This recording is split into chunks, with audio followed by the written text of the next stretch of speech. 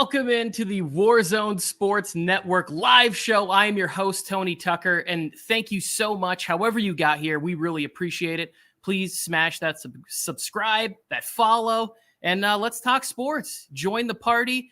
I am joined today by Juan from the Max and Juan cast. You can follow them over on YouTube, always putting out great stuff, podcast. Check it out, Max and Juan cast. Today, we are going to be talking about the new NFL power rankings that just came out. And I got to admit, quite a few surprises on there. And depending on what happens in Mr. Rogers' neighborhood, a lot of sweaters and cardigans could be changing insignias on them for sure. But first, let me say hi to my guest here. Juan, how you doing, brother? What's going on, Tony, man? I haven't seen you since the draft. I've been trying to recuperate the last couple, days because of the Raiders. But I'm here, full effect, bro. Shout out to the Warzone Sports Network, man. Thank you guys for having me on. Let's get into it, bro. Let's get into these power rankings.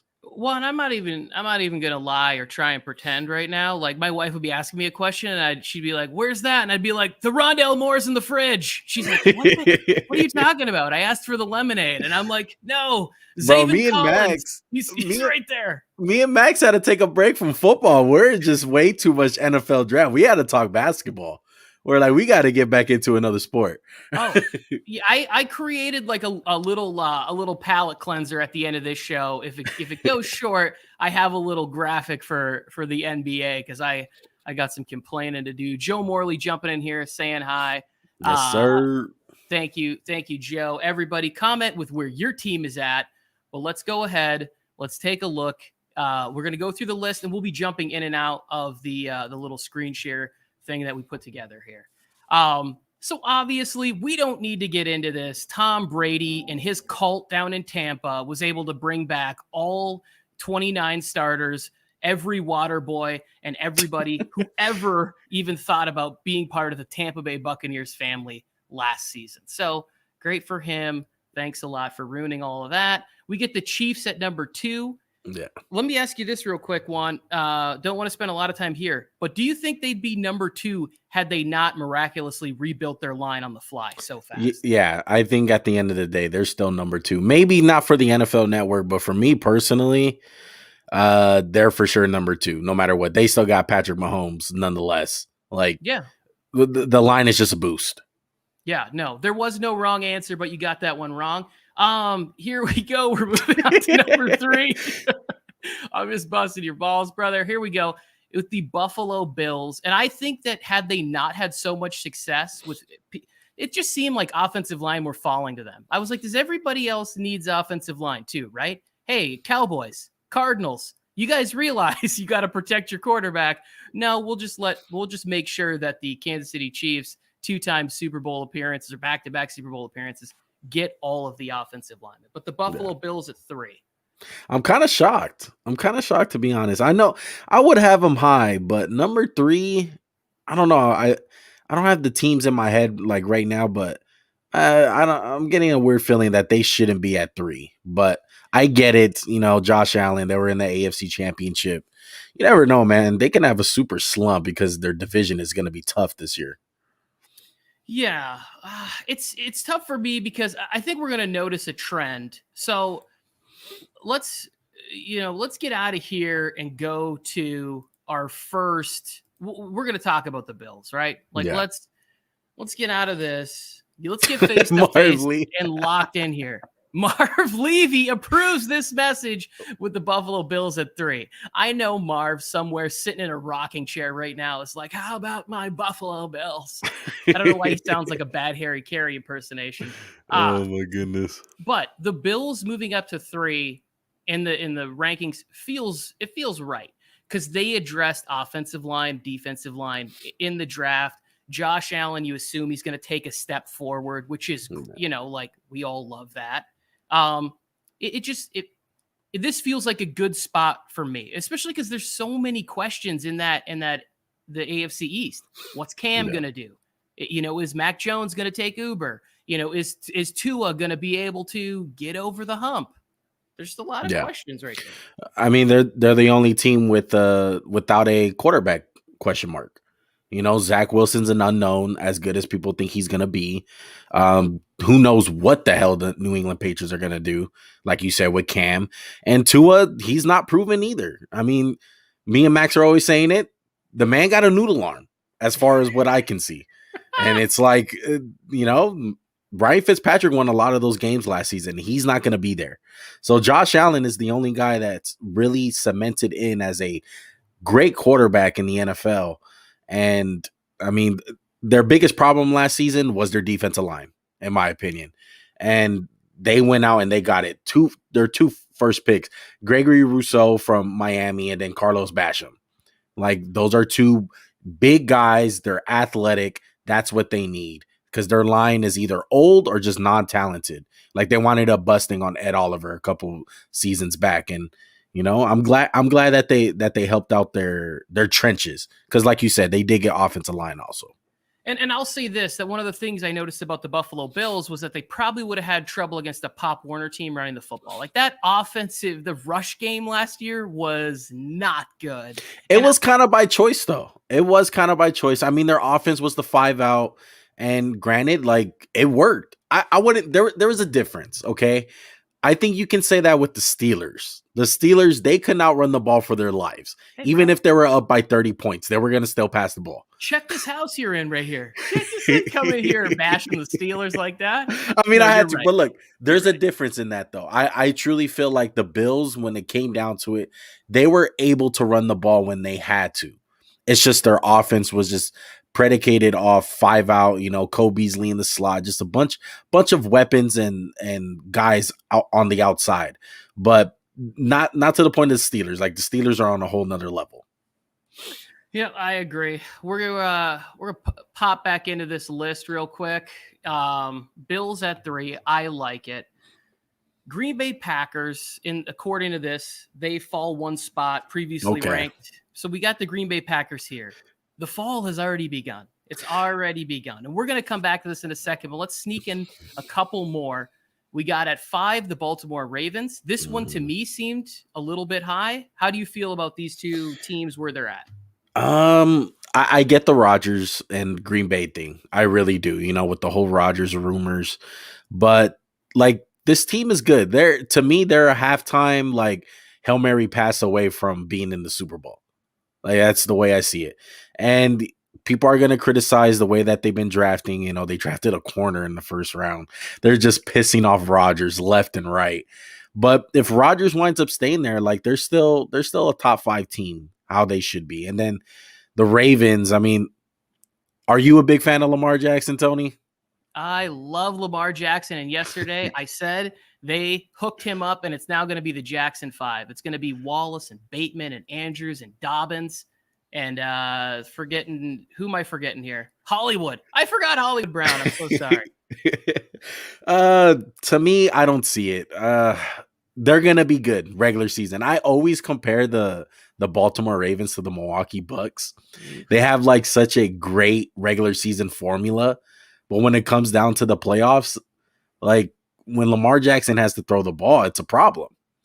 But they solved that problem in my estimation. So you think it's the receivers? It has to be a little bit. I mean, it's a little bit. I'm not saying that he's going to be Dan Marino, but you can't even be Trent Dilfer with the stuff they've been shoveling out there for the first few years of his career. Mark Andrews, I mean, he was good. I mean, they had a weapon, Hollywood Brown, even though you say that he can't see over the steering wheel. No, it's like they had to draft Bateman just so that he could give him a ride to practice, just so Hollywood Brown could save money on taking Lyft to practice every day. If this were Aaron Rodgers in this situation, you don't think he'd be complaining about needing more weapons? I mean, or any good quarterback? He's kind of doing it right now. To be honest, Rodgers, even though he has Adams, I mean, he's kind of complaining about, he doesn't have enough help. Yeah, but you think he'd be out there beating his chest for Willie Snead and the ghost of Des Bryant? Des Bryant, oh my goodness. Yeah, Des is done. But to me, it's a make it or break of the year. Straight up for Lamar Jackson. It's time to talking contract extension. And this guy potentially might get paid very big money if he winds up going far this year. But if it's another, great 13-3 year, they look good and they lose in the first round. So let's say, I don't know, like a Tennessee Titans, it's going to be a problem. And people are going to question, like, how good is this guy? And can he throw the ball down the field? And yeah, they got Rashad Bateman, but I don't think that's enough. Max, we're gonna question no matter what. This is what we do. Like, until he wins the Super Bowl, the dude wins an MVP, breaks every record, and then we're like, blah blah blah blah. He can't do this. He can't do that. I mean, that's the facts, though. He can't. He's not a good throwing quarterback. Like, in the NFL, you have to throw guys open, and he does not do that. He throws the open guys, and their offensive coordinator G-Row, he comes from the San Francisco with Colin Kaepernick, and that was Kaepernick's problem. Like, he didn't read the whole field. He didn't have the best arm in the world, and it really did like regress him as a quarterback, as being a pure passer. And I see the same thing for Lamar. I see the same problems arising. All right. Well, I'll tell you who you don't see problems for, and that's my guy, Baker Mayfield, and my super AFC represented Cleveland Browns, who I predict will be in the Super Bowl this year. I love everything they did. I would actually put them ahead of the Ravens in this power rankings. We're going to just scoot through to the top 10, and I will let you state any qualms that you have. The Los Angeles Rams at 7. I love that. Moving up a couple spots, like Matthew Stafford's got to be thinking, wait, there's a mistake there. Oh, no, it's not a mistake. I don't play in Detroit anymore.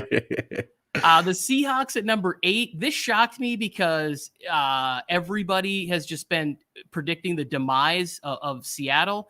But as long as you have Sierra's man in Seattle, everything is going to be fine. Petey Carroll will come to his senses and not trade him.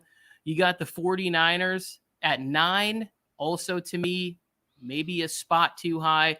And little disrespect to the Saints rounding out here to the 10.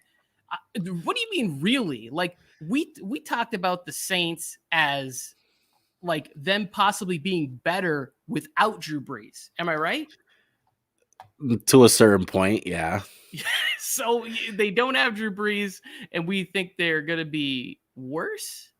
I mean, they have Squints, bro. Like Squints, a.k.a. Jameis Winston. Yes. Like, I don't see it. I don't see him at 10. I think that's ridiculous. You should put the Washington football team over the Saints. Like, right now, it's an unknown at quarterback. Like, who they're going to play? That running back at quarterback? Like, if Jameis Winston doesn't wind up panning out?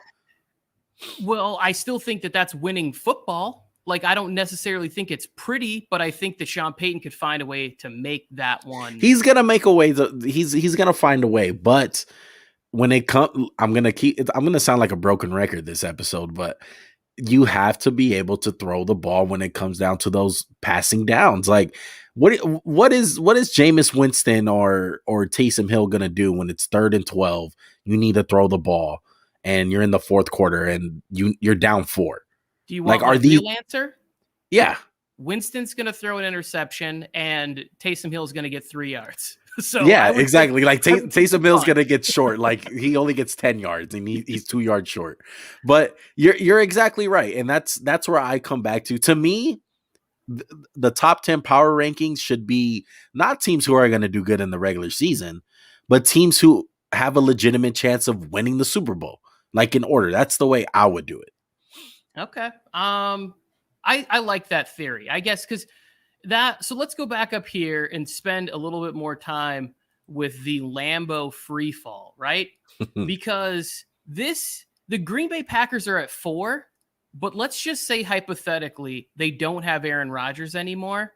Are they even in the top 20? I mean, it depends who they get. But okay, so if they get, let's say they trade to the Washington football team and Fitzpatrick is the quarterback of the Packers. Not a top 20 team. I wouldn't say top 20. They're right there, though. Like, they can easily be 19. I mean, you got to remember, they still got a quarterback in Jordan Love. I'm a big fan of Jordan Love coming out. I hate the situation he went to. But, like, let's say Jordan Love is maybe Aaron Rodgers. I know that's crazy, but he's been sitting in the shadows just like Aaron Rodgers. Kind of the same situation with Brett Favre. It's the unknown, but I get what you're saying. If you're low on Fitzpatrick or Jordan Love, like, yeah, they're definitely out of the top 20. But don't be surprised if they wind up trading Rodgers and they're still good because they still got a great defense. Oh, I don't know if it's great. I don't. Did you? We just talked about how they. I mean, they got Hail Mary. King couldn't. Yeah, King is bad, but they just replaced him with Eric Stokes, and they got a top 2 cornerback in the league. He's arguably one of the best corners in Jaheir Alexander. So they're still a great defense, in my opinion. They're good. I wouldn't go great. The one team I could see them making a trade with and it actually working out is if they traded with your boys, the Oakland Raiders. Derek Carr is the one, because from the Broncos, if you get Teddy Two Gloves or Drew Lock, they're not going to be a top 20 team in any power rankings with either of those quarterbacks. If they move, like, where are some other places that he might go? I see Denver. I'm going to be honest. And I don't think they're going to want Teddy Bridge. I don't think they're going to want a quarterback. As crazy as this sounds, like, to me, if you're just not going to end up not even knowing what you got in Jordan Love, like, what was the point of drafting this guy at 26 last year? Like, to me, you get compensation, you get draft picks, and then you get like a really good, solid defensive player. Like, I see it with Washington. You can get a guy like Matt Ioannidis. Like, they have so much depth on their defensive line. Just go ahead and snag one of those boys. But like, the Raiders don't really have anything to give as far as like a solid known player, like an established player. All they have is draft picks. I mean, then you start throwing in guys like the Miami Dolphins. Like, they have a bunch of draft capital, so they can be on the board. But to me, they're not going to want a quarterback in return. It's going to be Jordan Love, who they wind up going with. And in that case, it's even worse than I thought, because the guy didn't even dress for games. Every time I see video footage of his playing career in the NFL, he's sitting on the sidelines holding a tablet. So if you couldn't even dress as the man's backup last year, I doubt you're coming in and leading this team. Aaron Rodgers, who sat behind Brett Favre and took over a team that went to an NFC Championship game, went 6-10 in his first season, right? Yeah. The same team that was in the NFC Championship game. 2 of those wins were against the 0-16 Detroit Lions. Congratulations. A lot of people forget that. That was a good stat right there. Oh, I don't forget that, because that's why I have this right here. I hate you, Aaron Rodgers. You ruined the end of my child. I was like a grown man and I had a job. I was like, didn't have a car. I was taking a bus and I was like so pissed off when they traded him. I'm waiting for the 224 on Lancashire Boulevard to go work in a warehouse in downtown LA. Over in Boyle Heights. What's going on, Boyle Heights? We have a big market in the Boyle Heights area, Juan. You know that. We're really huge over there by MacArthur Park. Yeah, so most definitely. Here we go. I have the next one that I want to move on to is to talk a little bit more in that top 10 about the Cleveland Browns, right? Because I think they also did well in the draft, right? And I just think that for the first time, and this is kind of why I want to stay here, for the first time in my adult life, the Cleveland Browns are in the preseason top 10 power rankings. When it's legitimate, maybe before some other like crazy Clevelander was out there being like, this is our year, Derek Anderson's our guy, not really. Josh McCown. But I think that this year they got to do something that they've never done before, which is load up on depth, right? When you go to the draft, you just get to add at a few positions where you're weak. And I like Owusu Koromora. I like the Newsome ad. So I'm very high on the Browns. Are you as you should be? Are you a Browns hater? No, not at all. And I think this is the one team that you can argue maybe can be above the Buffalo Bills. And it's going to all ride on one guy's shoulders. Everyone knows. It's really what's your opinion on Baker Mayfield. That's what it comes down to for the Browns. They have the receivers. They have Odell. They have Landry. They have a good defense. They have depth. They probably have one of the best pass rushers besides Aaron Donald on defense with Myles Garrett.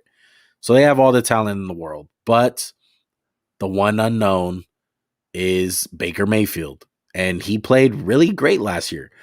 And he played great for what they asked him to do.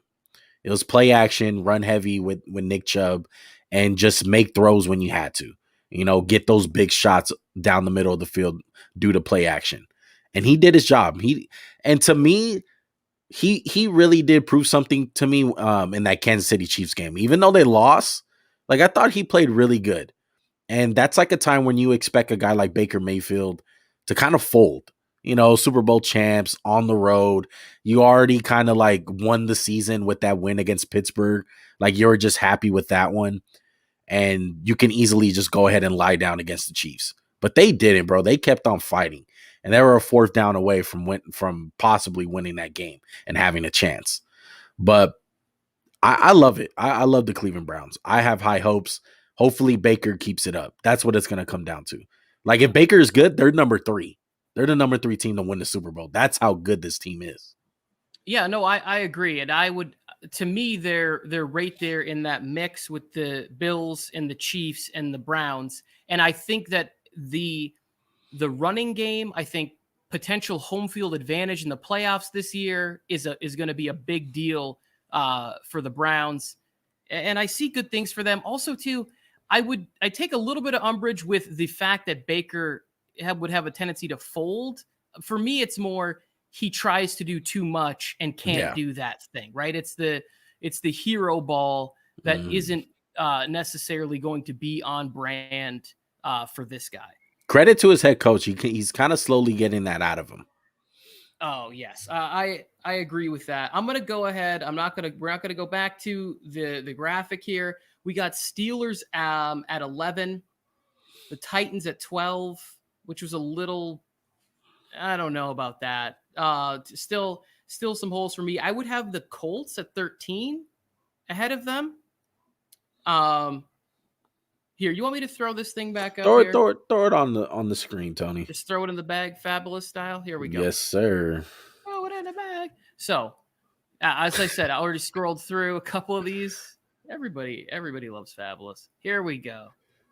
Titans, Steelers at 11. Steelers at 11. I'm absolutely shocked, man, with his power rankings. This thing don't make no sense. I don't know how Washington is not better than Pittsburgh. Like Washington should be on this list in top 10. Like they should be so much higher. Like they're one of the best teams in the league besides their quarterback. Yeah, well, I would appreciate it. This is the home of Taylor Heinicke, so I would appreciate if you would never say that again. But I get what you're saying. The Steelers are, and I'm sorry because I have a Hines Ward jersey who I love behind me, are in trouble this year. Like I don't like a lot of what they did in the draft, and the fact that they're bringing back Ben Roethlisberger. Everybody says he still has a lot left. I didn't see any of that a lot left last year, and I love Ben as a football player. He's brought a lot of joy, but this dude is immobile behind an offensive line that has some question marks. The Tennessee Titans at 12. That's fine. To me, the Colts would be higher. I think the Colts were so good last year with Phillip Rivers. If Carson Wentz could just be there and be even closer to his MVP form, this Colts team has a lot of potential. Especially in the AFC South. Yeah. I love the Colts. I'm really big on them. Like I think they're in the same boat as like the Rams. Like they should be right under the Rams in my opinion. Yeah. Like they got a new quarterback. I have complete faith in Carson Wentz. Don't throw away Carson Wentz just yet, fellas. I'm the same way. I feel like I'm gonna have a bunch of him in fantasy football as like my flyer quarterback. People are gonna pass on, but I think that they would probably be my 10 team. I should have made my own list. It's like I had all day to prepare for the show, and I did almost zero preparation. We have the Miami Dolphins here at 14. Little low. It feels right for me. Like I feel like that 12, 13, 14, I won't argue with it. Are you pro Tua? I'm not pro Tua. I was pro Herbert in the draft, which is why we are going to stop and talk about Justin Herbert. because my friend, my brother-in-law, who is a Chargers season ticket holder, was like, "Oh man, we didn't get Tua," and I'm like, "You are going to be so happy in a couple months." And sure enough, he called me on about week 6 and was like, "For the first time in your life, you're right." And I was like, "Oh, that feels kind of good." It only took 38 and a half years to get something right. But the Chargers at 15, right? We stopped here for a second. This to me is where I feel like whoever makes these lists senses the bias in which the NFL is heading, right? Whoever sat down and whatever consensus made this list, they put a little too much on quarterback emphasis for me, because you have a new head coach, you have a bunch of new pieces coming in on the offensive line, the defensive line. I want the Chargers to be good. It's good for me in LA for the Chargers to be good. I just don't know if they're this high yet. I know. I think they're high. Their defense, it's really all gonna. Shout out to Mike and Mike. We're talking about his Chargers. I know, bro, but you're gonna love what I'm gonna say about your Chargers, man. As you can see, I'm a diehard Raider fan, so this is gonna pain me, all right. But I got to speak the truth. The Chargers are fucking legit, bro. Like I got it. They are. They're legit. They went the right approach with drafting an offensive tackle, even though I don't like him personally. In my personal opinion as a prospect, the value that they got him, it was great. Okay, Rashawn Slater. That's what you need to do. Something that the Bengals should have did. But that's another story for another day. But they went out and they're going to protect their quarterback because Herbert is going to be the next guy. Everyone wants to talk about Trevor Lawrence, Zach Wilson, Tua, all these guys that are coming out. And it's not them. It's going to be Justin Herbert. Justin Herbert is cool, calm, and collective. This dude wound up winning 6 games. Excuse me if I'm wrong. He probably won less or more. I don't care. With a team that should have went like 11-5, in my opinion. They winded up losing so many games, bro, because of stupid coaching and stupid decisions. Like freaking whether it was the kicker being bad or the coach making a bad play call. Like that's why they lost games. Like it made no sense to me. Like Herbert was single-handedly carrying that team. And it's facts, bro. And hopefully the only thing that I have to worry about Herbert is because he does play for the Chargers. And whether Charger fans want to admit it, they kind of fuck up stuff. Like they just mess up stuff. Like I just hope they don't find a way to mess up this guy's career. Like, cause he's great, dude. I agree with you. I talked about this with Mike before. How do you go from like Dan Fouts to like Stan Humphries, who was pretty good, went to a Super Bowl with Natron Means, to Drew Brees, to Phillip Rivers, and now you have him, and you went to like one Super Bowl in that 40-year span. Like, and then also too, like they literally could have their own Mount Rushmore of tight ends. Like it's like Kellen Winslow and Antonio Gates, and then they go to like a Hunter Henry, who injury, but you get it. Like I get it. Studs all over. I mean, defense, Sean Merriman, Junior Seau. Like they've had so much talent come through the San Diego Superchargers, but they never get it done. Never do. It's either injuries or like something weird happens. Like it's just, I don't know, man. It's so weird with them. I know Mike hates to hear this, but it's like he's so right. Every year, it's like, hey, the Chargers are gonna be really good, man. Like they're on the uprise, and it's just like, dude, I've been hearing this for like 10 years. When the hell is it gonna happen? And like I feel them on that because it's kind of true. It's kind of funny hearing that, but it's gonna depend on guys like Derwin James. Like that guy is really big to their defense. He's the ultimate wild card because when he's healthy and he's one of the best like safeties in the game. Like just defensive players. The Chargers fan that I mentioned before, if I want the conversation to end and I'm on the phone, I just go, so Derwin James, and he just hangs up because he's so tired of waiting for Derwin James to be healthy that like if I just want to be done, I'm like, so Derwin James, it's like click. This conversation is over. Yeah, big fan of Herbert though, man. I think he's a top like 7 quarterback right now. Yeah, absolutely. That's how high on him. absolutely agree with you that he's trending in that direction. The Yeah. Cardinals at 16, to me, this even feels a little high, but I also am wondering why everybody keeps telling me about the Arizona Cardinals are coming. The Arizona Cardinals are coming like Paul Revere is about to drop off a letter, and they're at 16. So I Yeah. don't fully get this one right here, but I'm okay with it. The Vikings at 17, this feels like, you got Kirk Cousins, like he They're feels gonna be like solid, yeah, but probably like either not make the playoffs by one game or losing the playoffs in the first round. yes, or wild carded it. Yes, we have Kirk Cousins. Uh, Now, here's where I take a little bit. I want the Patriots to be higher.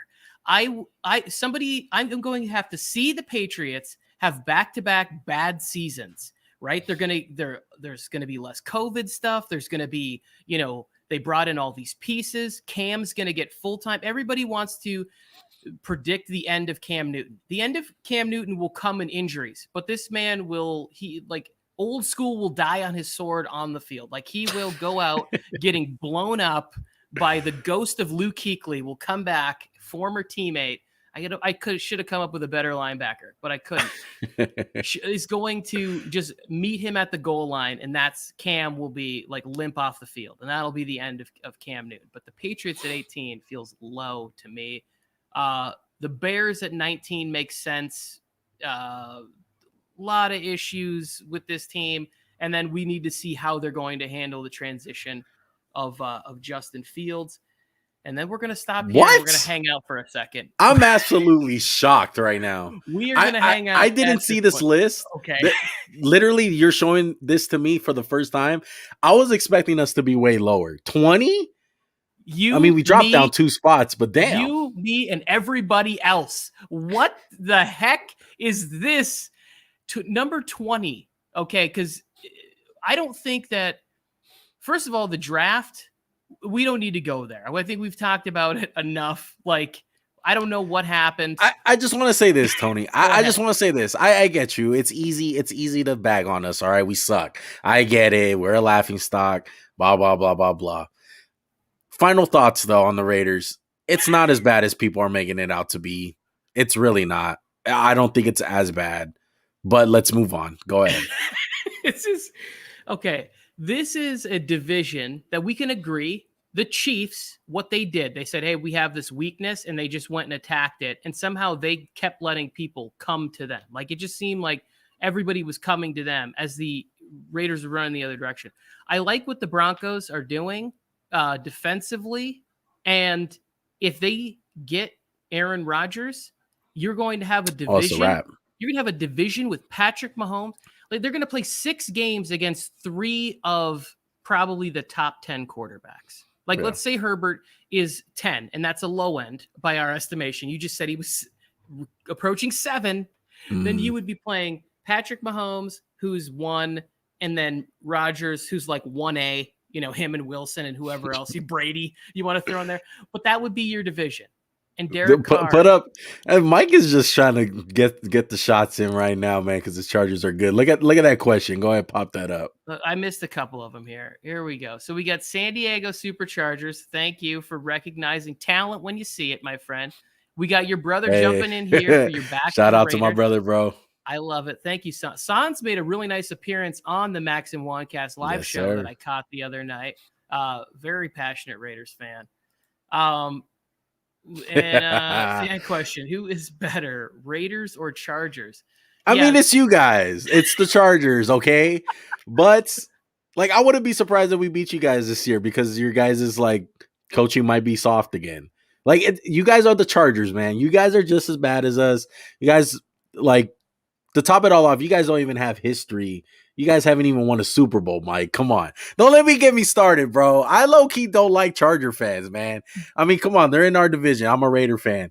I can get nasty when I have to against the Charger fans, all right? Just because I'm talking good about you guys. You'd have to start a Reddit forum and to find enough Charger fans to really hate them. I mean, I live in L.A. I live in L.A., so people don't care about the Chargers out here. No, they really don't. They're just like, hey, LA team, dude. Yeah, Rams and Chargers. It's like, dude, all your fans are in San Diego. Go back to San Diego. No one cares about you in LA. I want to get your brother clapping back here because this is the story of them, that they can't finish games. And that's facts. I mean, they really can. They can't finish games. Hopefully, Brandon Staley is a lot better for them, but I mean, that's the facts of it, dude. The Chargers always find a way to mess it up. I'm just gonna say that. Yes. The Super Low blow. Yeah. Oh man. Oh man. Okay. So we're over. We still got this screen up here. The Cowboys at 21. The Cowboys at 21 to me is like one major thing. It's like you needed to replace your offensive line. You guys were best when you had Lionel Collins and Zach Martin and Fredericks, and you had beast offensive line. And then you go into a draft and you take 8 defensive players. So like, what are you getting? Undrafted free agents? Like, how are we patching together an old offensive line, or are we relying on Dak? I don't love the Cowboys nearly as much as everybody else. I think the football team for the people of the District Columbia of Washington is a better team. And I also like the G-Men because Danny Dimes, you're on the clock, brother. So get it together. You want to go one more down, or you want to stop right here and talk about some of those other teams that we did? You can tell me to scroll back. Who do you want to hit? Okay. Well, let's go back up. The Bears. Okay. Go a little bit more up. We have Patriots. The Patriots. And then before them was the Vikings. Okay, I just want to talk. I'll start with the Cowboys, and I want to talk about the Cardinals. So let's go this screen off for now, but let's talk about the Cowboys. Okay. Okay. If you guys want to watch it, go ahead and search us up, Max and Juan Cast on YouTube. We just made a review of our winners and losers of the draft. Max, my co-host, actually picked the Dallas Cowboys as a loser, which is very shocking to people because arguably they probably got the best defensive player in the draft in Micah Parsons. I get it. Don't have no problem with the player. The player is great. I don't really like the fit. And I know right now that they're thinking about getting Van Der Esch off. You know, they didn't pick up his 5th-year option. Jalen Smith is an unknown right now. He had a really bad season after they paid him. But to me, it's an identity problem. Me and Max have been saying this ever since the season last year. It's an identity problem. What do you want to do, Cowboys? What are we doing here? Do you want to get the fat running back in Zeke and run the ball? You know, that's what won you guys games when you guys were good. The beefy offensive line, the Travis Frederick, the Zach Martin, run ground and pound, run football, Dallas Cowboys football. Like, is that what you want to do? Oh, but wait, you guys drafted a guy in CeeDee Lamb last season in the draft. Oh, so now you want to pass the ball. You got Amari Cooper. You paid Dak all this money. You want to throw the ball all around the field. But now you want to kind of be like a defensive team. Like, I really don't know what they want to do. And to me, it's like, it's a problem because you don't have an identity. Like, what do the Cowboys do good? You'll get like 5 different answers. They market really well. They're America's team. Hey, Jerry Jones, how about them Cowboys? Here we exactly. go. That's about the only thing they've been doing good for the last 2 seasons. But all right, now vomit on the Cardinals for me. Okay, so now the Cardinals. I'm really high on the Cardinals. I really like them a lot. I think everyone was a year early last year on Kyler and the Cardinals. I think this is the year when they're actually good. They make the playoffs. The only problem for them that scares me is their division. They're going to get beat the hell up. You got to play the Seahawks twice. You got to play the Rams twice. You got to play the 49ers twice. What do all those teams have in common? Well, one of them has Russell Wilson. They don't have a good defense, but the other 2 have ferocious defenses that you got to play against. And that's tough for a guy like Kyler. He was banged up, but I'm really high on it. I really like their draft pick.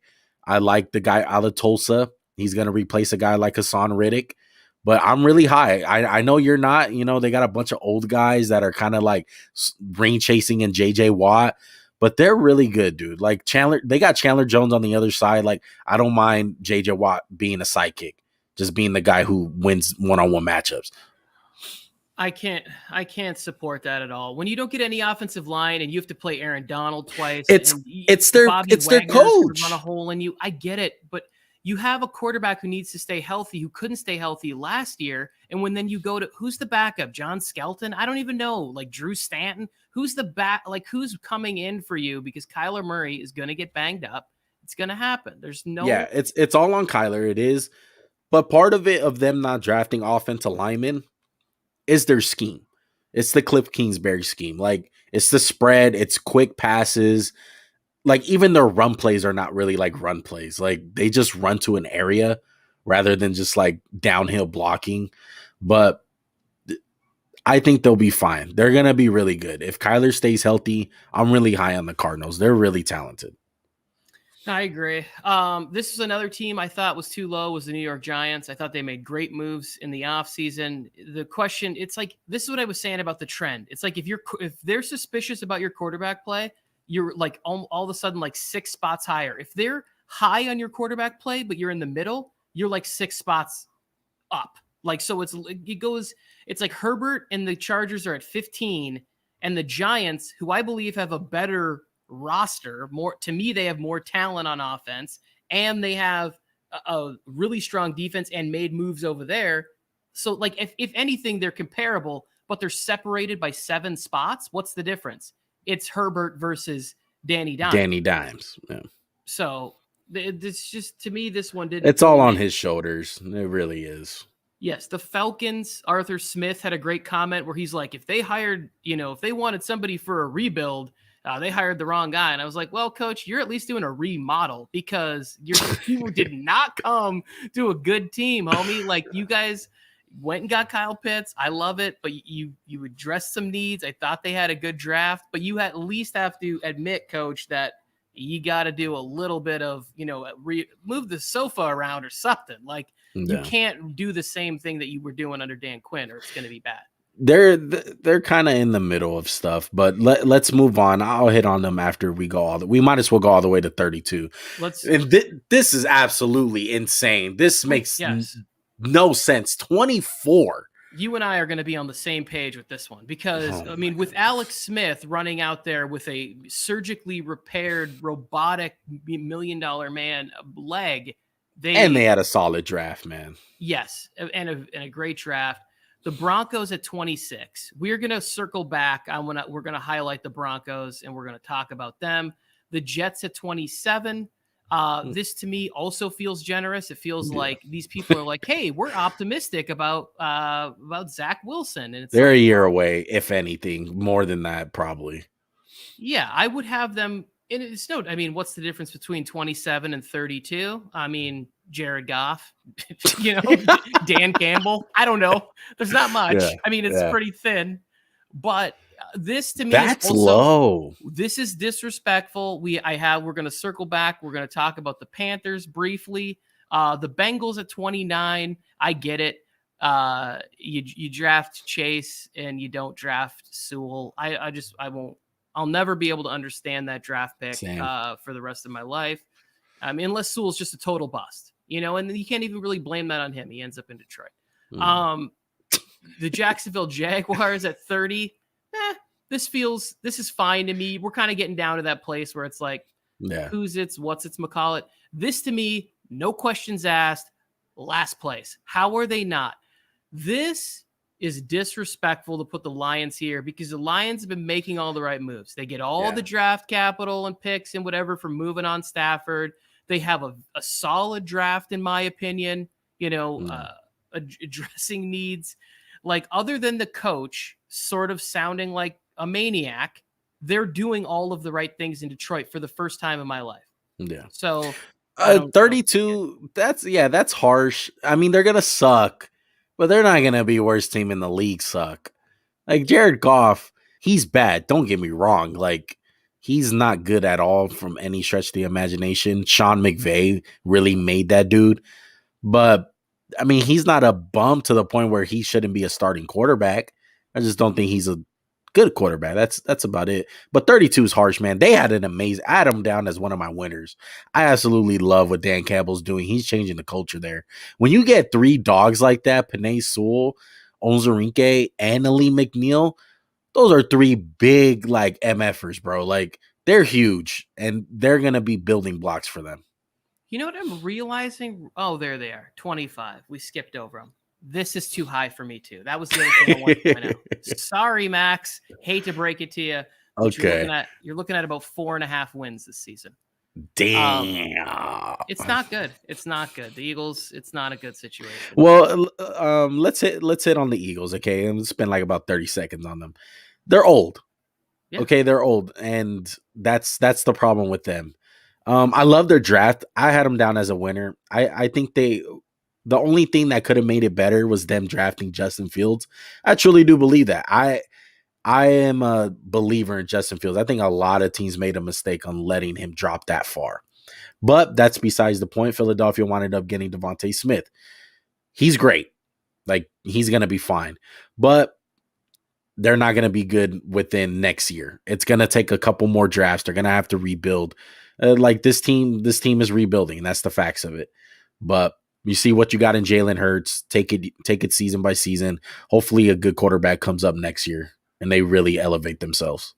See, the thing that I like about Jalen Smith is I thought he really had an opportunity to come in and have like a Russell Wilson type entry to the NFL, where it's like, maybe you can get him behind a good defense and he can just sort of use his legs and make plays and whatever.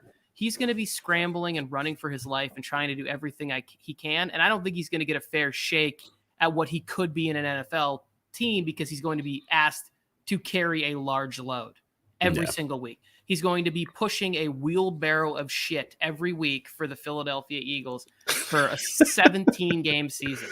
Oh, man. You want me to keep scrolling, or can go up? Because I definitely want to talk about Washington. I just want to see if there's another team on there that I seen. Yeah, so Washington at 24 is Falcons is fine. We spent enough on them. Yeah, the Falcons. I think Washington is the one team where we both were kind of like, what 24?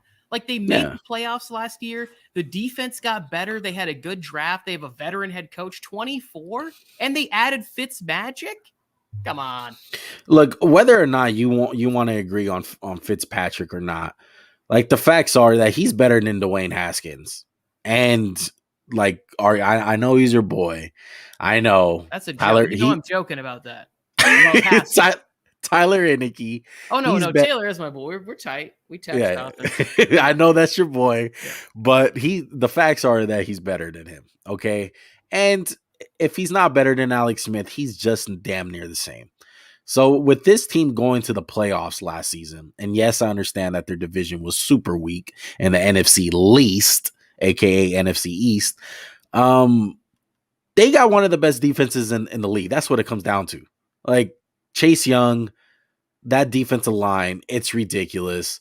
They just got even faster and more athletic with Jamin Davis from Kentucky that they drafted. They drafted my boy De'Ami Brown, who I think is a great piece to go with Terry McLaurin, Scary Terry. Ron Rivera is a solid head coach. Do I think they're going to win the Super Bowl? No, but I think they can. They're going to be an asshole for a lot of teams. Like, no one's going to want to play this team on a week-to-week basis because they're just going to kick everyone's ass on defense. And that's the facts of it. Like, no one wants to play them. And at 24, that is completely disrespectful. The lowest you should have this team, just because of the quarterback situation, is 15 and nothing lower. Yeah, I have them as one of those teams where it's like they probably should be 10 spots higher than they are right now. Yeah. And then, like you said, the 14, 15 range right there. And I do joke about Heineke, but here's the thing. Either way, I'm going to be happy because Fitzpatrick has never been in a spot where he's been able to get the reins of a team and be there. And then he finally gets that chance in Miami.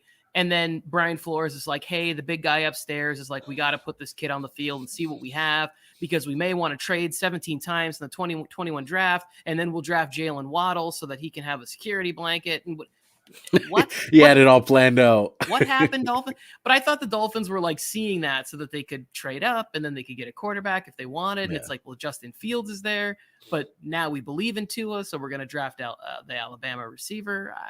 I'm not as high on the Dolphins draft as everybody. I saw a bunch of draft reviews and they're like, Dolphins A+, and I was like, huh?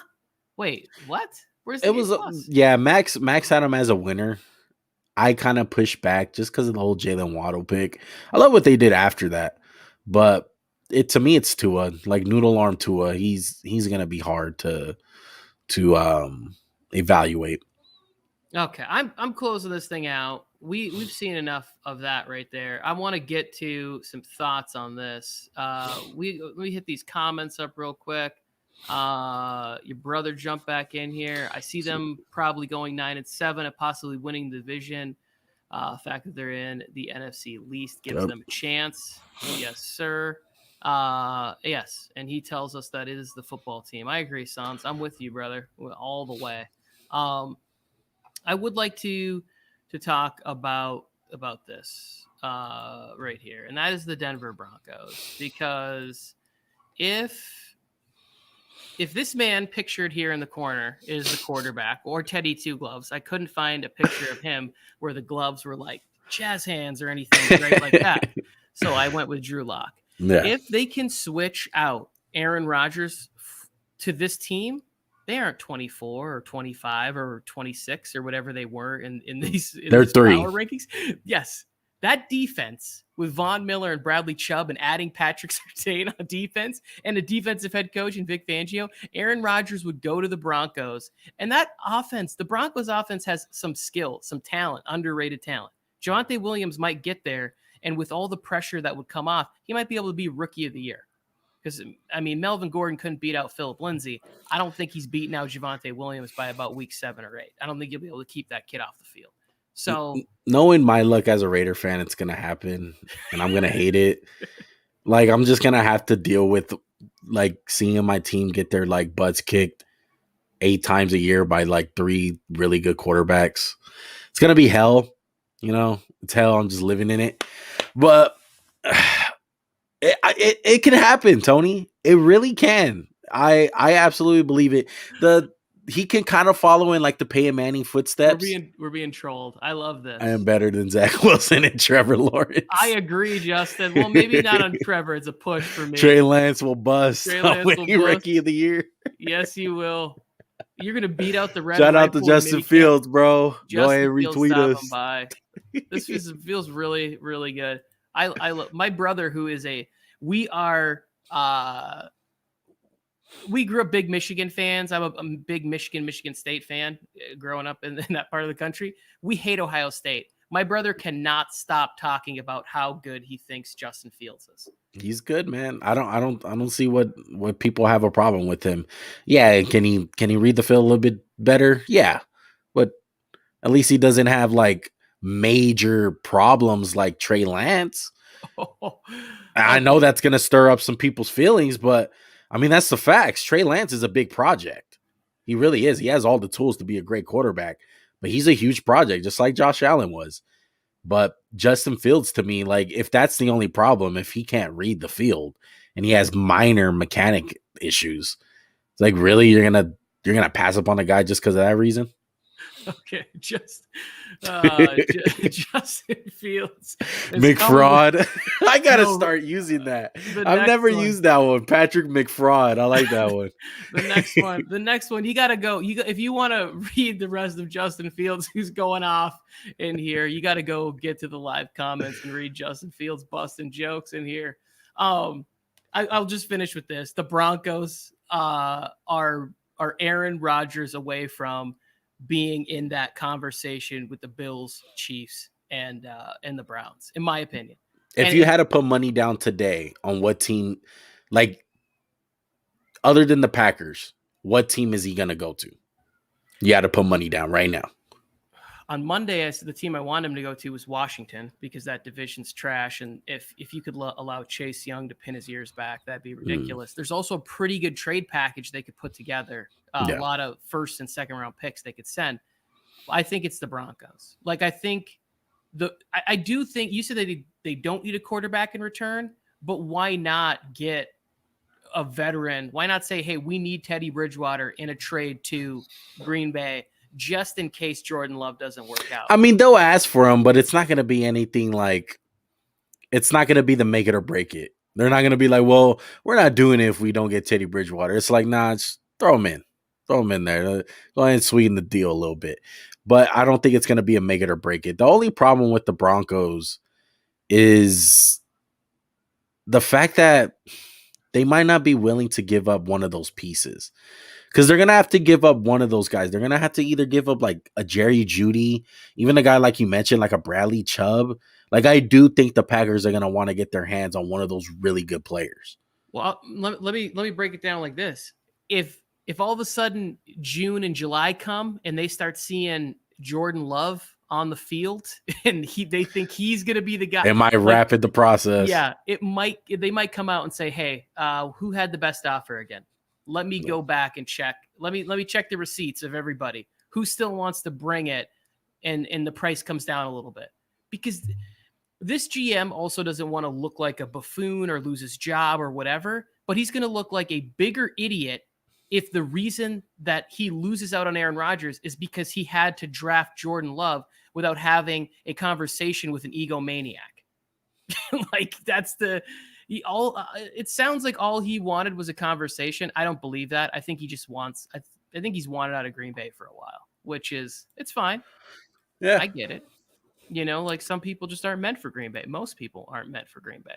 I mean, I'm just going to silently wish right now. I know it's not going to happen, but please, football gods, let Aaron Rodgers come to the Raiders. I know it's not going to happen, but I just wanted to do that live. Maybe it helps out. I'm not gonna lie. I would love to see Aaron Rodgers and John Gruden have to try and get along. That to me would be entertainment. That it just sounds too good to be true. Like I don't want to get sucked into it. That's me. I wanted to say that. Okay, the last team on there, I mentioned it in there, the Carolina Panthers being so disrespected. I put up Christian McCaffrey and not Sam Darnold because this man right here is better than anybody that Sam Darnold has gotten to play with. He might be a better pass catcher than anybody he got to play with. I mean, Robbie Anderson is good. As crazy as that sounds. He's also the best running back and playmaker. He's going to get to play. CMC will help wash some of that New York Jets stink that is on Sam Darnold, because that's the only thing that I can imagine that they would be that low. I'm not saying you had to put the Carolina Panthers in the top 15 of your power rankings, but to have them that low at like 28, like they're behind a bunch of teams on this list that don't have nearly as much talent. They're behind the Jets. They're behind the Jets, who went 2 and whatever and just are about to start a rookie quarterback with a first-year head coach. Like, yeah. It just seems so disrespectful, and that's why I was like, Christian McCaffrey will wash away all the stank from the Jets on Sam Darnold. I love Sam Darnold and the Panthers. I don't think they're going to be top 10 good, but yeah, they got completely disrespected on that list. And you're not crazy in thinking that Christian McCaffrey is the best football player that Sam Darnold has played with. And that's facts. There's no way I'm fighting that. And Christian McCaffrey is going to be healthy and they're going to be good. Like the only team they have to really worry about is the Bucks. Like I don't think the Saints are going to be as good as people think. I think they're going to have a down year. As good as Sean Payton is and all that, I have really big hopes for Sam Darnold and the Panthers. Watch out for their defense, okay? Watch out for their defense and watch out for their head coach, because I'm a big believer in Matt Rule. Matt Rule's really good. They have Brian Burns on defense. They got a young guy in Jeremy Chin. Like, just watch out for the Panthers. Plus, they had a great draft, in my opinion. J.C. Horn is a stud. Like, he's my second overall cornerback prospect coming out. No, I like it. Thank you for saying Justin nice Fields things. Is going off, bro. I know. He's up there putting up his PFF grades and stuff. I'm like, it's kind of... I didn't know that. That's a great... I mean, I'm not a big fan of PFF, but I like that one. But I just love it when people know these type of things, like when they know the stats. It's like, it's a little narcissistic to know your numbers to this kind of detail that you could just throw them up in the middle of an internet TV show here. But I love it. I appreciate Justin Fields provided me with a lot of entertainment, and I hope that he comes back and talks. And like Justin, always welcome on this program. Sit down, open up, give you the mic. I know you said you're a bit of an introvert, but we'll get in here. Be all right, bro. Yeah. Okay, Juan. thank you so much for coming in here. We just hit the hour mark. Didn't feel like that at all. I just looked up and I was like, wait, we talked an hour? I was going to talk some NBA, but I know it's just going to lead to me screaming about the Lakers. Do it. Spend like 2 minutes. Give the people what they want, Tony. Give the people what they want. Why not?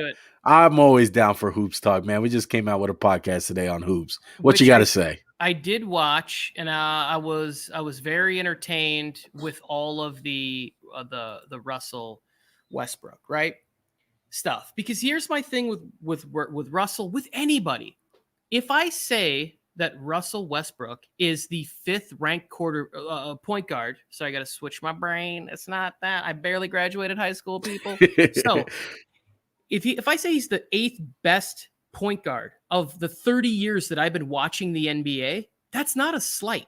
It's not a slight if I put him behind Magic and Isaiah, and if you want to say the hybrid point guards like Steph, AI, who took one of the most average rosters of all time. I won't even say it's garbage because these are NBA players. It was the most average roster. LeBron James and Allen Iverson took 2 of the lowest rated PER, whatever number you want to go with rosters to the NBA finals and got waxed as they should have. And Allen Iverson won a game, stepping over Tyronn Lue, letting them get a little ball gravy, went off in game 1 against the Lakers, Shaq and Kobe. So like, if I say he's behind Jason Kidd, who was tremendous, also a guy who thrived in triple doubles, like if I say, like he falls somewhere behind Jason Kidd, but in front of Steve Nash, that's really good company. Yeah. That's Hall of Fame all-time talent to be in. He's a Hall of Famer. He's first ballot, and that's the facts of it. I'm not going to take that away from him. He's a generational type player. He's one of the first players to really come into the league with like D Rose and stuff to be that athletic point guard. He really changed the game of being that athletic guard because you didn't really see that. These guys were really pass happy. They were playmakers, kind of like the Chris Paul type, prototype type dudes. You didn't really see a scorer like that. That was super athletic. He can dribble the ball. He can dunk it. Like he changed the game from that aspect. But this is the facts, folks. All right. People are going to hate us. People are going to call us haters. Whatever you got to do, man. Really don't care at this point. Russell Westbrook's value as far as down the stretch is a problem because he's not the best jump shot shooter. Without the ball in his hands, he's pretty much worthless. He really is. Like if you would see the way defenses play this guy, they put the center on him because they know he can't shoot. Like that's a big problem. And another thing is I love the dog in him. Like that's one thing that always pops up with Russell Westbrook. Oh, he's a competitor, bro. He don't care. He stayed in OKC. He's an absolute dog. I get that. The mentalities, it's kind of like Kobe like. But that winds up biting you in the ass at some point. Like it really does. You turn the game into a one-on-one matchup where it hurts your team. And one of the big examples of that, me and Max were talking about this, was the Damian Lillard series when he was waving bye-bye to the OKC Thunder. Like he turned that matchup with Damian Lillard because they were talking trash that it was a one-on-one game and it hurt the Thunder. Like he was just going right back at it with him. He didn't want to slow down the game and be like, hey, no, we're going to run our offense. We're going to play our game. No, this dude turned it into a one-on-one situation. And like, that's where it becomes like a double-edged sword with him. Like, yeah, he puts up all these points and all these triple doubles, but how valuable is he when it really counts in a playoff game? Like no one wants to ever talk about that game 6 he had against Utah. Like the dude shot horrible. Yeah. Like no one ever brings that up. Everyone just wants to bring up the House of Highlights, Instagram, Twitter, of him getting a triple double. Oh, Brody went off tonight, dog. Like, no, I don't care. The dude shot probably 6 for 24. Max made this point on your show too, and it's the same thing I say all the time. People act like Michael Jordan never missed, right? Like this idea that Michael Jordan, every time LeBron, because we live in a coverage time where like everything is overanalyzed. So you miss a shot or LeBron doesn't even take the shot, Jordan would have shot that. So Jordan shot every last second shot. Okay, then how did Steve Kerr get all of his jobs? because he's like everything that he did on the Bulls was in that, or the Spurs or whatever it was. Like, other guys make shots. John Paxson makes a living hitting big shots. BJ Armstrong and Ron Harper and all these guys, like, it wasn't just any one player. So, like, I always go nuts when people it's so overcritical. And basketball really is, it's this idea that people honor loyalty. We're going to look back at Dame Lillard and be like, dude, why didn't you go team up in another city with another team and win championships and be the leader and help prove my point that I believe you're just as good as Steph Curry, but I don't have any argument because of loyalty. Like, I can't argue with somebody because everybody's just like, well, what about this? And what about Steph? And we've seen Steph do this. And it's like, second round playoff exit. Like, and then I go, well, what about the game winning shot in the first round of the, I kind of can't be part of this argument anymore, because that's all I have for Dame is like first round, second round playoff exits or whatever it is. So my mind, it's like, dude, why aren't you looking at who's out there and saying, oh, I want to go play in New Orleans. That's a bad example, but you get what I'm saying. I want to go take over for Chris Paul in Phoenix and play next to Devin Booker and Ayton and whoever else. Like, well, the problem with Damian Lillard is like he really thinks that the Trailblazers built the team good enough to beat guys. Like, what messed up Damian Lillard's head was really that big old run that they had against Golden State when they made it to the Western Conference Finals. They had that little run and they wound up getting swept. Like that, it was really fool's gold. Like, the way that they got there was a lot of injuries to a lot of teams that they played. And that really put confidence in Damian Lillard's head. Like, hey, like, we can go far. You know, we're a couple pieces away. But they're really not. Like, they need to get rid of that experiment with CJ McCollum. Like, they just don't fit. Like, both of those guys just don't play any defense. And that's the facts of it. Like, they're just a horrible guard combination when it comes down to defense. Like, you just have two guys that just can't guard anyone. Like, as good as Damian Lillard is, I don't doubt that he tries on defense, but he's just not good at it. I mean, CJ McCollum's kind of like the same way. They're great scorers, don't get me wrong, but they can't play no kind of defense. But I don't have a problem with guys switching up teams. I always say, like, KD, I don't give him flack. Like, yeah, should he have stayed? And was it the bad move to go to the Warriors because they just beat them? Yeah, but like, guys always did things to go on better teams. Like, Kareem Abdul-Jabbar literally demanded a trade to go to the Lakers. But it wasn't that known because there wasn't no social media back in the day. So right now, everything's under a magnifying glass. It's weird because we live in a time where you don't have the ability to, like, they think they have this opportunity to control their own narrative, but they don't, because everybody gets a hold of everything. KD's big thing was he wanted respect. He wanted to be mentioned. He wanted to beat LeBron. He wanted to do it in the finals. He did that. And people still said LeBron James is better. Like, and it wasn't just a few people. There are some KD truthers out there, and KD's great and did whatever. But since the way he did it, it didn't give him the final outcome that he wanted. We're not going to see this. It's going to be the same thing with Dame Lillard. It's going to be like, oh man, this guy was sensational, but it just never quite worked out to where it led to a ring scenario. I lose my mind when I'm like looking at the NBA and I'm like, it's going to be the same 6 or 7 guys that are always going to win championships in every era. Just final thoughts on this. I want to say this. I've said it before on our podcast. We live in an era, especially in basketball. It's very huge. You got all these ESPN sports centers, even the small content creators like us, House of Highlights. They love posting these highlights right when they happen, right? Oh, Russell Westbrook dunked, Steph Curry shooting half-court threes. And so you get a lot of these kids nowadays where they don't really watch the games. They really just go off of a Instagram post and just one little small clip of what they've seen of a player, and they get their whole perspective and their whole opinion just off of that 30 to 59 second clip off of Instagram. And they assume that this player is great. And that's a big problem, to me at least.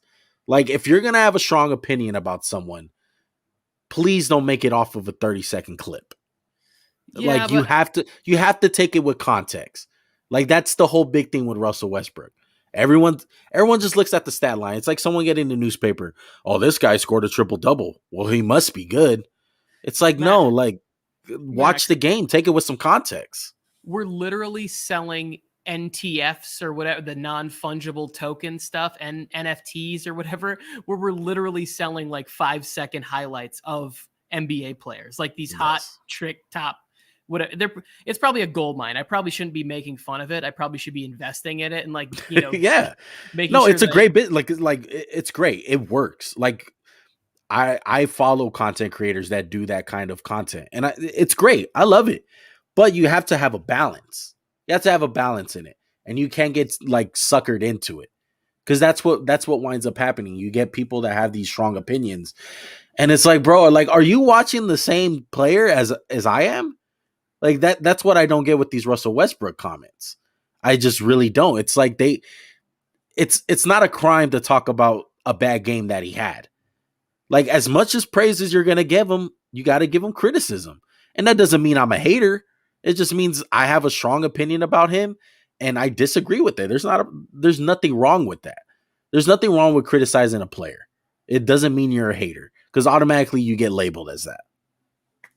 Well, yeah, it's also too like criticism it's part of what we're doing. That's the fun part about talking sports, is that one person likes it, the other person doesn't. All of these athletes criticize within their own conversations or whatever, but like they feel entitled to it because they've made it to that elite level. But it's like part of the reason that you get to enjoy the luxury of it is because you have fanatics, you have fans that love and drive up the price and the ability to earn doing this thing that you love. So if we get to sit here and criticize it, yes, it's better if you're more educated and you criticize it, but I think you have to know who you're arguing with. You should know, like, if they come back and they say, oh, but did you see that dunk that he had or whatever? It's like sometimes when I watch people or I talk to people who love Trae Young a lot more than I do, and I'm like, do you think that this is sustainable in the postseason, just Trae Young by himself? Like, yeah, I don't see this going very far or very long. It's why I kind of love, like, quietly, because I've never liked the New York Knicks, but I kind of love what the Knicks are doing, even though I never want to say anything. I've hated the Knicks like forever. But no, you're spot on. You're spot on, man. It's a big problem I have. It's just, the NBA fans are predominantly young. Like there's been research done by the NBA saying that more than half of their audience, that's funny, Michael Rappaport going at KD. Yeah. But their fan base is mostly kids, like the 13 to 17 years old. Say that again, for which team? For a fan base for NBA, like NBA fans in general. Like that's why they're so big into for streaming. Like a lot of their games are done on the internet. Like I don't know if you know this, but some like copyright thing with the NBA, like you're allowed to copyright like some stuff other than the NFL. Like the NFL doesn't allow it. And plus, like the NBA was one of those first franchises as far as like sports wise to really stream their games off of like your phone or off the internet in general, because they know that predominantly their fan base are young. They're young people. Like you have your old NBA fans, of course, but like the sport is big towards younger fans. Like the NFL is like king, we all know that. But there's a lot of older people that watch the NFL other than the NBA. Like NBA is a lot of young guys. Well, so it's funny that you mentioned that, because this happened to me today. I'm on Twitter and I'm searching for something that I saw that was breaking on the ticker, right? Okay, so young people, cable is something you buy. It comes to your house. You put a big square on the wall. It's the TV. 2021, bro. You got to explain cable. Okay, so the cable comes in. And I'm being an asshole. So I'm watching the TV, and across the ticker, like it says, whatever dude looking, he's about to pitch a no-hitter alert or whatever. And I was like, oh, cool. Let me send out some information, some tweets. This is fun, whatever. I go into Twitter to search, and they're live streaming baseball games. 8 to 10 years ago, I had a big fight with my wife because she got our cable bill and she's like, you paid 60 something dollars for the MLB package or whatever it was, because I was like a big fantasy baseball nut. And she was like, we paid $60. And I was like, that's one of 4 payments. She's like, we're paying over $200 for you to watch 162 baseball games. Like, and I was like, yeah. And it was just streaming there for free. I would have just. I get you. I mean, hopefully the feds are not watching this, but like I illegally stream all sports. Like that's what I do. I don't pay for any of that. I don't pay for NFL Sunday Ticket. I don't get. It's free on the internet. Like all you gotta do is just get rid of some pop-ups. But like I illegally stream games. Yeah. Now, like I said, I hope the feds are not watching this. If but... so, his name is Matt. Yeah, no, right? Southern California. The feds do. Some guy is gonna come in and break into my house and freaking arrest me. But it's the facts, man. It's like even like my brother was saying right here. Like they're having Marvel stuff like marketed on the game. Like it's towards a young audience. Like you just see that. Like football is still marketing towards like middle-aged guys. You know, guys who they have a lot of beer commercials. You know what I mean? The Bud Light. You know, but basketball, it's really towards a young audience. And that's proven. I know I can't get numbers in front of you guys right now, but I have read numerous articles that said they have done the research on it. I believe Mark Cuban was saying it, that young people enjoy the NBA. That's the majority of their audience. And that's where the game is going towards, like the streams and all that. Like Mike and Mike, like YouTube TV Tony, no cable box or anything required. But yeah, I get it, bro. Like it's the game has changed. Well, I was actually going to say, because your brother's comment there, and thank you for that, Sans, for reminding me of this was something I was going to bring up. I saw that Marvel thing and I was like, oh shit, the NBA ripped off a bunch of these young content creators. Because I don't know if you've seen this recently, but there's like a bunch of people who edit videos and they're editing it with like the flare behind the ball and the splash and the explosion. And I'm like, I'm looking at these edits and I'm like, first of all, these kids have way too much time on their hands during a pandemic. And secondly, these kids are talented as fuck, bro. Yeah. These kids are making things where I'm like, I just want to watch these all day. And then I saw that yesterday and I was like, I actually commented, I'm like, is this real? Like, is this a thing?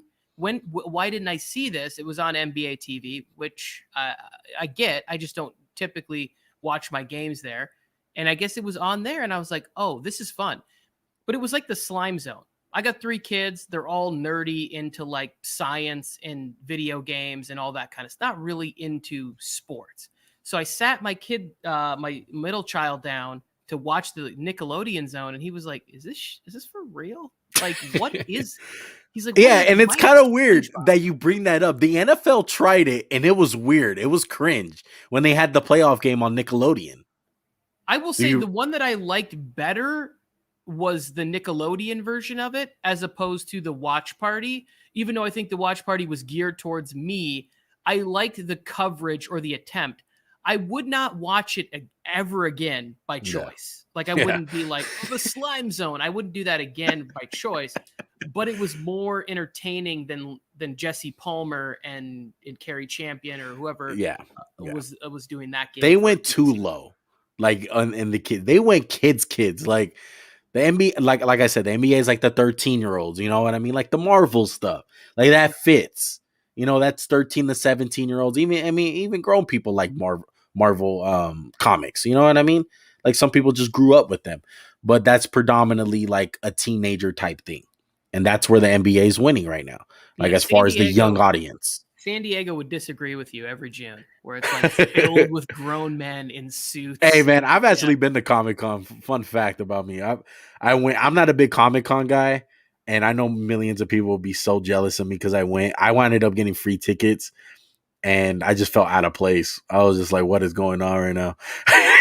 I wish I could have just traveled back in time and just gave it to someone that absolutely deserved it and loves comics. Like they would have enjoyed it. I went twice to Comic-Con and neither time I wanted to go, but it's not for me and I'll never go back. Yeah. Some people, it's a big deal. Like when I tell people this, they're like, what?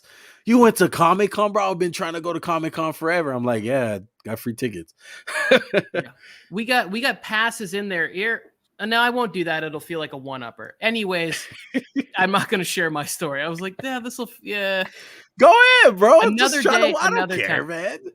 man. So my brother used to work with Olivia Munn at another network, and she was like, oh, hey, Johnny, come here. Like, so she like had us come in and was introducing us to all these people and got us my nephew tickets and whatever else. And I was just like, oh, like, this is cool, but like, this is it? Like, it's better to be like, you have to be such a fan of something to put up with the lines, the herds of people, the fact that there's there's nothing. And then half the time you're looking around and you're not even sure what you're looking at. Like you're like, you didn't It's know like a non-football fan going to Canton, like to the Hall of Fame. Like I would love that. But to someone else, they're like, this is kind of dumb. Like, what are we doing here? Like, it's kind of boring. Oh, my kids would be like, they'd look at old busts Old of men. white guys, and they would just be like, "Is that George Washington?" When he was, what is exactly. here? But like, I would enjoy that. Like, I'll be like, oh, this is cool. Like, it'll be interesting to me.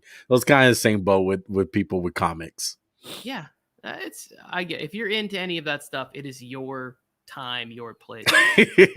Shout out to Laura, man. She's my sister-in-law. She's always jealous of me going to Comic-Con. Yes.